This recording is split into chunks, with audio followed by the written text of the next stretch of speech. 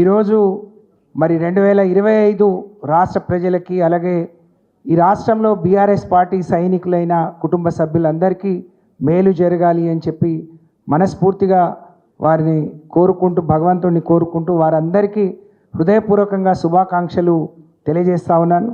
అలాగే వేదిక మీద ఉన్న మా ఇద్దరికీ అన్న నాదొక విజ్ఞాపన, మనం డైరీ ముద్రించినట్టే ఒక క్యాలెండర్ని కూడా ముద్రించి కాంగ్రెస్ పార్టీ అధికారంలోకి రావటానికి ఎన్ని హామీలు అయితే ఇచ్చిందో ఆ అన్ని హామీలతో కూడిన ఒక క్యాలెండర్ని ప్రతి కుటుంబానికి ఇవ్వాలని, తద్వారా వాళ్ళు ఏం నెరవేర్చగలిగిరు, ఏం నెరవేర్చలేకపోయారు, నెరవేర్చనందుకు నిలదీస్తుంటే ఎలాంటి కార్యక్రమాలు చేపడుతున్నారో మన కార్యకర్తలకు కూడా సులువుగా అర్థమయ్యే విధంగా, ప్రజలకు కూడా సులువుగా అర్థమయ్యే విధంగా ఇది దోహదపడుతుంది. కాబట్టి దయచేసి ఒక క్యాలెండర్ని కూడా తయారు చేసి వాళ్ళ హామీలను కూడా మరొకసారి ప్రజల్ని ప్రతి ఇంట్లో గుర్తించుకునే విధంగా చేయాల్సిందిగా నేను మీకు విజ్ఞప్తి చేస్తూ ఉన్నాను. మనం అందరం కూడా చూస్తూ ఉన్నాం, ఏదైనా అవకాశం వస్తే మరి ప్రజలకు ఏ విధంగా మేలు చేయాలి, రాష్ట్రాన్ని ఏ విధంగా అభివృద్ధి చేయాలి, రాష్ట్రానికి ఏ విధంగా మంచి పేరు తీసుకురావాలని ఒక ముఖ్యమంత్రి కానీ మంత్రులు ఆలోచిస్తూ ఉంటారు. కానీ వాళ్ళు ఉన్న ముఖ్యమంత్రి నిజంగా తెలంగాణ ప్రజలు చేసుకున్న దురదృష్టం, ఆయనకు ఈ రాష్ట్ర ప్రజల పట్ల ప్రేమ లేదు. మరి ఈ రాష్ట్రం నిన్న మొన్న మాట్లాడుతూ కూడా ఉద్యోగస్తులందరి గురించి మాట్లాడుతూ ఉమ్మడి ఆంధ్రప్రదేశ్లోనే ఉద్యోగులు బాగుండే మాట్లాడుతున్నాడంటే మరి ఆయన ఎంత తెలంగాణ ద్రోహియో ముఖ్యమంత్రి అయిన తర్వాత కూడా మనం అర్థం చేసుకోవాల్సిన అవసరం ఉంది. ఆ రోజు కేసీఆర్ గారు చావు నోట్లో తలపెట్టి తెలంగాణ కోసం కొట్లాడి తెలంగాణ జరుగుతున్న అన్యాయాన్ని మరి ప్రపంచానికి చాటి చెప్పి అందరినీ ఒకతాటి మీదకి తీసుకొచ్చి తెలంగాణను సాధించుకున్న తెలంగాణ మరి సాధించిన ప్రగతి 10 ఏళ్లుగా ప్రతి వర్గానికి ప్రతి కులానికి జరిగిన మేలు, ప్రతి పేదవాడి ముఖంలో చిరునవ్వు ఉండే విధంగా కేసీఆర్ గారు రచించిన సంక్షేమం, కేసీఆర్ గారు చేపట్టిన అభివృద్ధి మరి ప్రజలకు పరిపాలన అందుబాటులో ఉండే విధంగా మరి ఏ విధంగా కార్యక్రమాలు శ్రీకారం చుట్టారో, అందరికంటే ఆకరణ ఏర్పడ్డ తెలంగాణ భారతదేశంలో ఏ విధంగా తలమానికంగా మరి నంబర్ 1గా వెలిగిందో మరి ప్రజలందరికీ తెలుసు.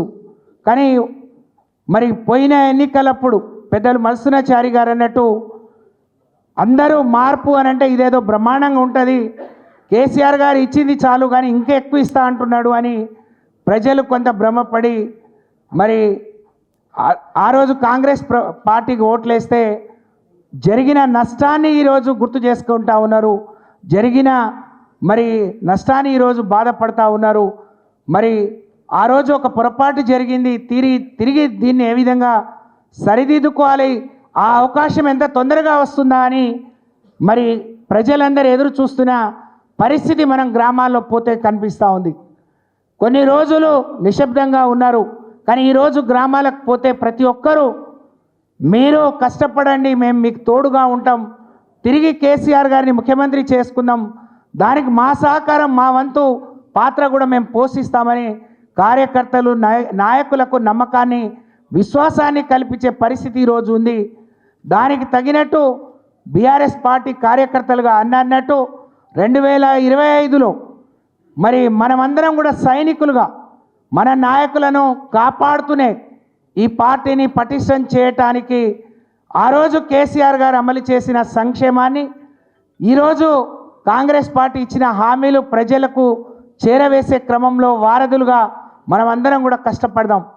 అలాగే మనం నిన్న మొన్న చూస్తూ ఉన్నాం, మరి కేసీఆర్ గారు బయటికి రానప్పుడు కూడా కేటీఆర్ గారు, హరీష్ రావు గారు కాంగ్రెస్ పార్టీ ఏ విధంగా వాళ్ళు ఇచ్చిన హామీల నుంచి వెనక్కిపోతుంది, అధికారంలోకి వచ్చేటప్పుడు అందరికీ అన్నీ అని చెప్పి ఇవాళ కొందరికే కొన్ని అని చేస్తున్న క్రమాన్ని ఎక్కడికక్కడ ఎండగడుతున్న మరి తీరు చూసి ఓర్వలేక అక్రమంగా కేసులు పెట్టి ఏ విధంగా మరి ఇబ్బంది పెట్టాలని చూస్తున్నారో మనం గమనిస్తున్నాం. కాబట్టి రేవంత్ రెడ్డి గారు కాంగ్రెస్ పార్టీ ఒకటి గమనించాలి, కేటీఆర్ గారి మీద ఇంకెవరి మీద కేసులు పెట్టినా మరి తప్పకుండా 2001లో ఏర్పడ్డ టీఆర్ఎస్ పార్టీ అనేక కేసులు చూసింది, అనేక పోరాటాలు చేసింది.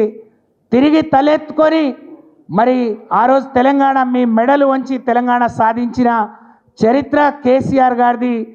ఈరోజున్న బీఆర్ఎస్ అయితే తప్పని పరిస్థితిలో మరి ఈరోజు మీరు మరి కేటీఆర్ గారి మీద కానీ నాయకుల మీద అక్రమంగా కేసులు పెట్టే ప్రయత్నం చేస్తున్నారు.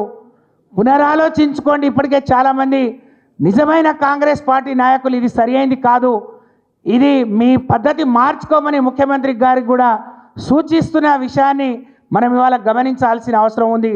కానీ మీరు ఒకళ్ళిద్దరి మీద కేసులు పెట్టిన బీఆర్ఎస్ పార్టీలు మరింత దృఢంగా సైనికులుగా రేపు బయటకు వస్తారు.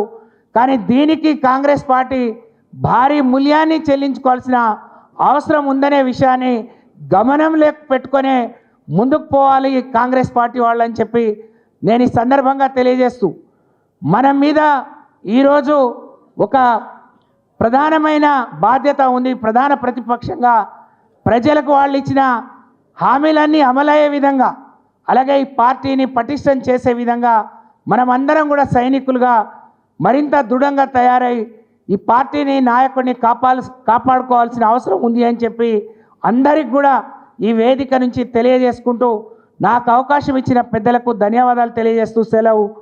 జై తెలంగాణ, జై KCR. Please subscribe to the channel and download the Politicos app from the links in the description.